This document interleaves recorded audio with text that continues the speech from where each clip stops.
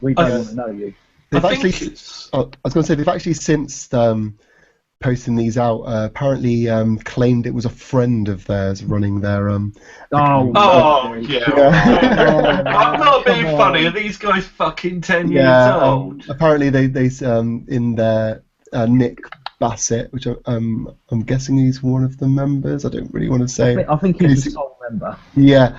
Said I understand that in giving our friend access to the Twitter account, we were giving him a voice to the public as far as social media goes, and I have to bear responsibility for that. I don't know whether that's a load of crap. I think it's interesting to look at this as well by kind of like the things that we find offensive today and like how far we've come forward. I mean, things like when you look right back on it, the 50s, Elvis came out and gyrated his hips a bit, and everyone was up in arms like, oh my god, this is sexually aggressive, he's coming, he's going to take your wives and your mothers and your daughters, and oh my god, what do we do?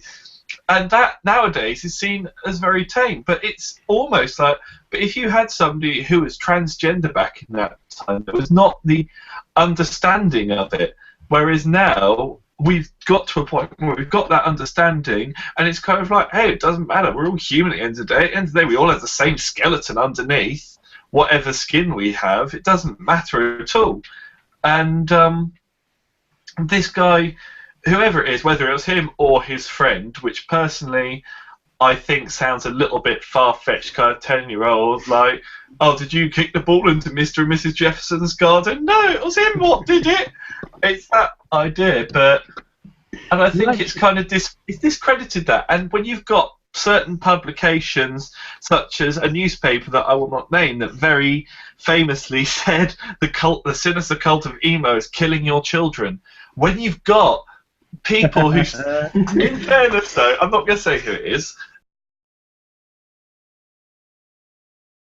Cheers, Jamie, you're getting sued, not me. And basically, it's that idea. You've got people like that who still try and give the rock music, alternative music, and like metal and punk, all that alternative music scene, a bad name because they're scared and they don't understand it, and people get scared of things they don't understand. So this is if they got hold of this story, which they may as yet, that is a real knock back to everyone, particularly us, like people like us four who love the alternative music scene. That's a huge knock to us. I think the biggest you do actually raise a really good point, because Elvis gyrating his hips and all that was shocking at the time, but I think whereas us as a society have been exposed to so much atrocity and so much things that we couldn't even begin to imagine. It seems like we're almost a vast portion of society is almost desensitized, and it's very hard to find a shock value these days. But then there's shock value, and then there's been an absolute twat, And then in the case of Were, it falls in the latter. And another thing I was actually going to bring up, have you heard of a shoegaze sort of like indie band called Dive, spelled D-I-I-V? Yeah. Okay, I love the band, they're great, but I don't know what the case is at the moment with the bassist, but the bassist made some comments, I think there was like homophobic comments or something like that. I'm not entirely sure what the whole grasp of the story is, but I know that the rest of the band were furious about this, and I think there was quite a furor over it, because Zachary Cole, who's the frontman for Dive, was actually just like, you know what, this I can't associate with you, but I don't know whether he's actually still in the band or not, but I find that the biggest problems within our music community these days actually do revolve around, especially in the music industry, sexism. Oh my god, the amount of stick that females get in the music industry is horrendous, especially when they're working behind the scenes.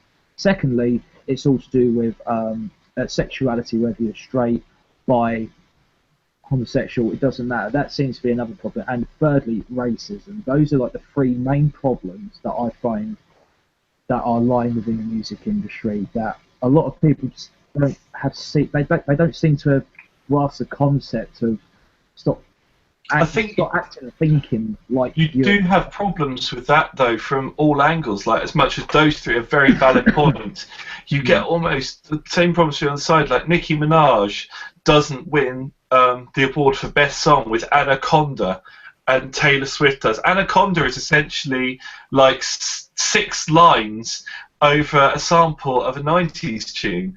And then Taylor Swift does this thing. It ain't just any 90s tune. It's Mix-a-Lot, Baby Got Back. But that's saying, and then Taylor Swift produces a song that's got high production value. Whether she wrote it or not, we'll never know. But that's what I'm saying. High production value. It was original. It was original music. And Nicki Minaj doesn't win the award for that. For the best female artist song, whatever it was, Taylor Swift wins it. And rather than being gracious and just going, oh, okay, I didn't win the award, but I was nominated, that means something at the very least. It's kind of like, oh no, we're doing this because the music industry is racist. And it's kind of taking that problem and using it for a personal gain, in a way. And then there's this huge Twitter fight between the two. And then Ed Sheeran jumps in and is like, you know what, I wouldn't own this. Fuck you, Bruno Mars.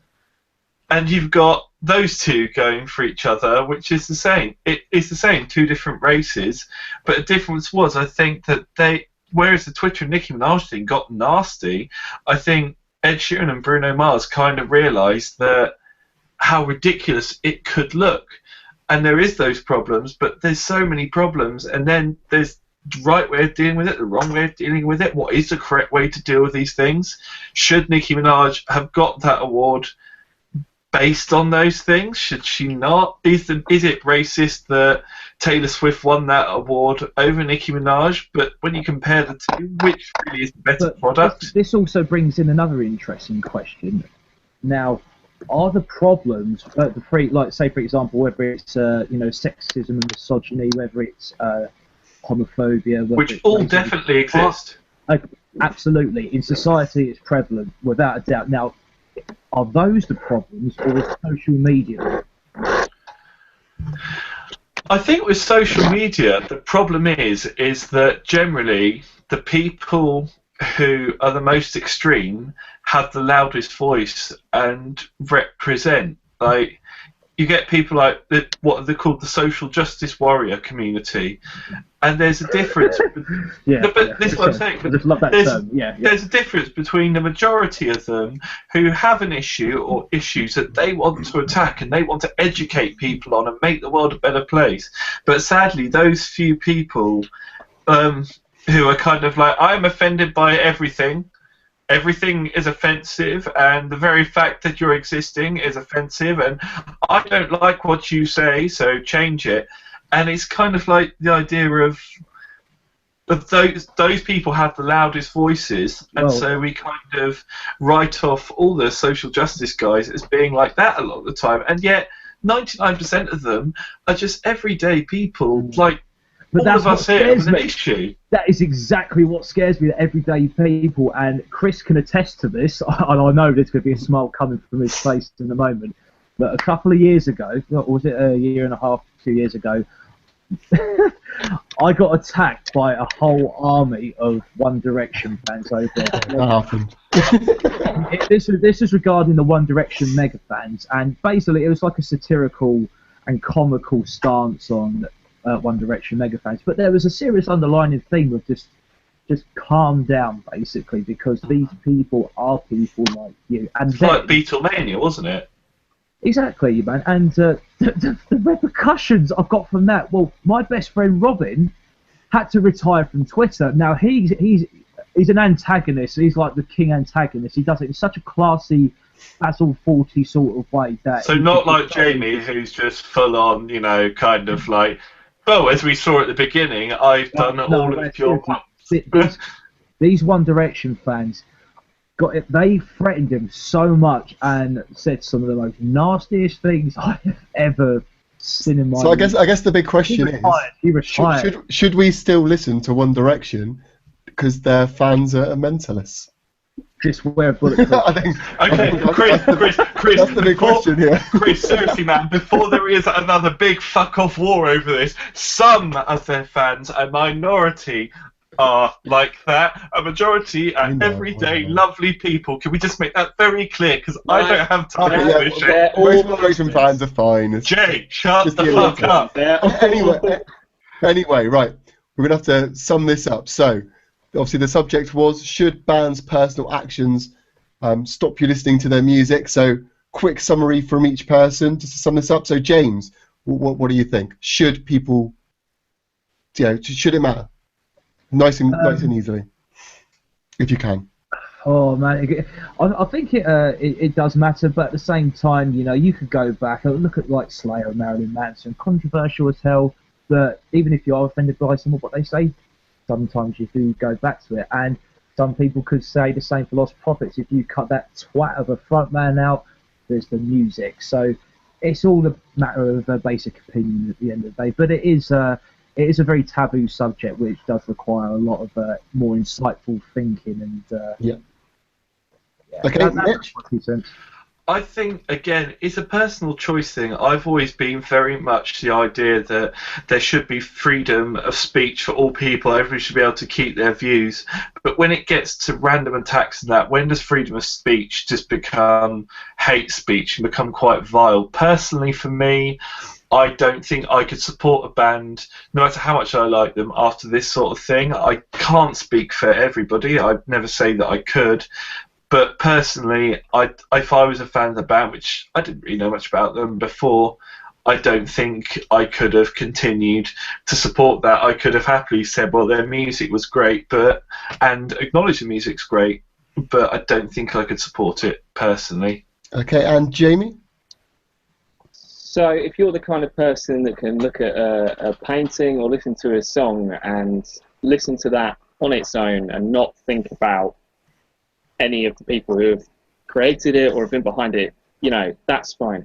But art isn't created in isolation. It's created by people. People have beliefs and thoughts and ideas.